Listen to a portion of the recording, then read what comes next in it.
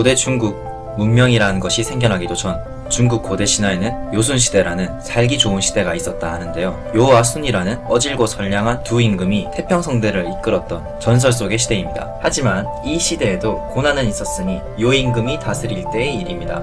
세상의 동쪽 끝에는 아주 높고 거대한 뽕나무가 한 그루 있었더랬죠. 이 뽕나무에 10마리의 새가 살고 있었는데 이 새들이 보통 새가 아니었습니다. 다리가 3개나 달린 황금새인데 하늘을 다스리는 옥황상제의 자식들이었어요. 이 10마리의 새는 하루에 한 마리씩 순서대로 번갈아 가며 하늘에 떴습니다. 사람들은 동쪽에서 날아올라 서쪽으로 지는 이 새를 보고 해라고 불렀습니다.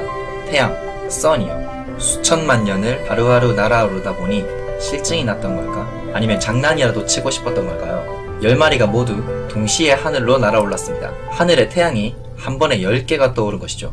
엄청난 열기가 지상으로 쏟아져 내렸고 세상은 온통 불바다가 되어버렸습니다. 산과 들판, 초원은 맹렬하게 불타오르고 호수와 바다, 시냇물도 펄펄 끓어올랐습니다. 그렇게 세상이 혼란에 빠지자 괴물들이 나타납니다. 코끼리도 삼켜버릴 만큼 거대한 구렁이, 파사, 창과 방패를 들고 날카로운 이빨을 가진 괴조, 착지, 사람을 잡아먹는 거대한 식인 멧돼지, 봉이, 머리 9이 달린 입에서 불과 독을 뿜어내는 이무기, 구형, 이런 흉측한 괴물들이 사람을 잡아먹는 지옥도가 펼쳐졌습니다. 이에 요 임금은 하늘의 구원을 청하는 제사를 올렸어요.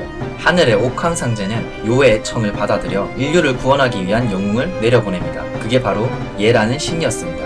예는 엄청난 무예 실력과 활쏘기 실력을 가진 궁술의 신이었죠. 옥황상제는 예에게 황금새들을 맡고 지상을 정리하라는 명을 내립니다. 곧바로 예는 자신의 부인인 아름다운 상아와 함께 지상에 강림합니다. 지상에 강림한 예는 황금새들에게 화살을 쏴서 한 마리씩 죽이기 시작합니다. 정확히 화살 한 대에 한 마리씩, 한 마리, 2마리, 3마리, 한 번 쏠 때마다 원샷, 원킬.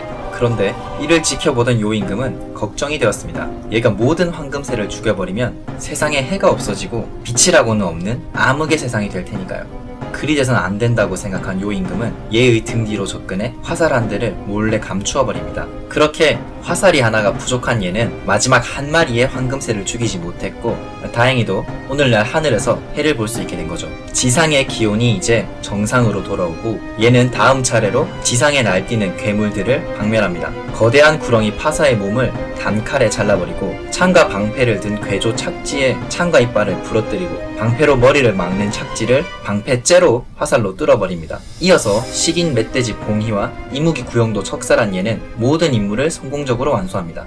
그런데 옥황상제는 칭찬을 해주기는커녕 불같이 화가 나 있었습니다. 앞서 얘가 죽인 9마리의 황금새는 옥황상제의 아들들이라고 했잖아요. 내가 막기만 하랬지 죽이랬느냐?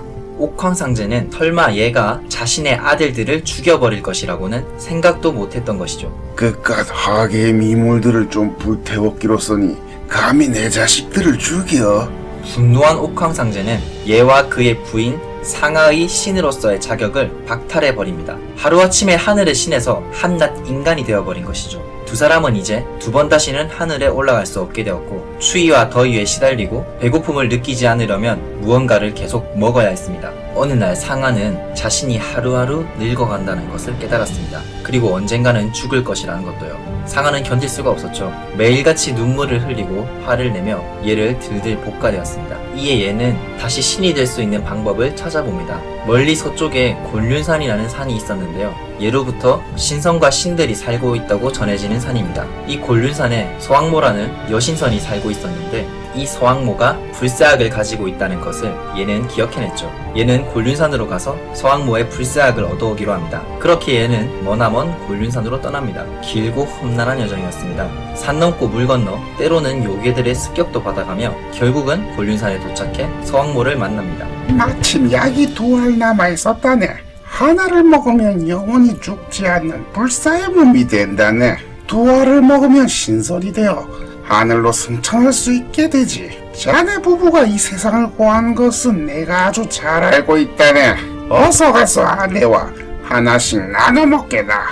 약을 구한 얘는 아주 기뻤습니다. 이제 집으로 돌아가 상아와 함께 하나씩 나눠 먹으면 영원히 죽음의 공포로부터 해방될 수 있었으니까요. 품속에 불사약을 단단히 품고 집으로 돌아갑니다. 불사약의 효능에 대해 전해들은 상아는 아주 기뻐했습니다.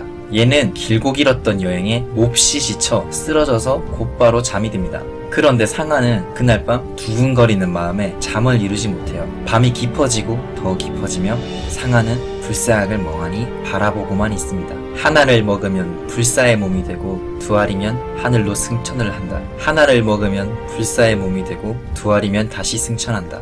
다시 승천한다. 다시 승천한다. 다시 승천한다. 다시 승천한다. 한참을 망설이고 또 망설이던 상아 하나를 먹습니다. 그리고 남은 하나마저도 상아의 몸에서 환한 빛이 뿜어져 나오더니 몸이 둥실둥실 떠오릅니다. 얘가 잠든 집을 한번 바라본 후 그렇게 하늘로 멀리 승천합니다.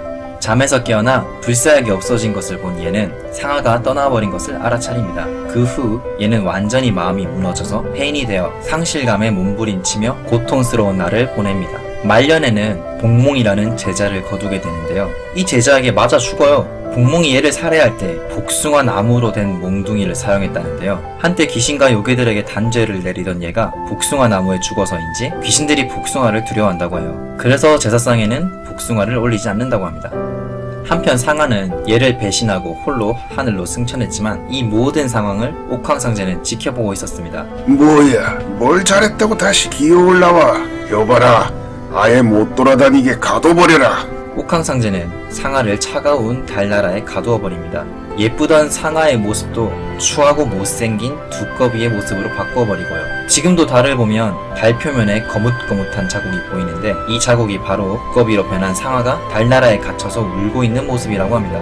재미있는 전설이죠. 여러분은 믿었던 사람에게 배신당해본 적이 있으세요? 저도 수년 전에 믿었던 사람에게 배신당해보고 한동안 폐인처럼도 지내보고 내가 받은 아픔만큼 상대방도 아프길 바라는 모진 마음도 품어봤는데 시간이 흐르고 생각해보니까 부질없는 생각이더라고요. 옛말에 복수를 하려거든 무덤 2개를 파두어라 는 속담이 있는데 저도 이 말에 공감합니다. 배신감에 도끼를 품으면 품을수록 그 도끼에 제 마음이 먼저 상처 입더라고요. 가는 사람은 편히 가도록 보내주고 마음에서 빨리 지우는 게 더 좋은 사람을 만날 수 있는 방법인 것 같습니다. 재미있게 보셨다면 구독과 좋아요, 알람 설정까지 감사합니다.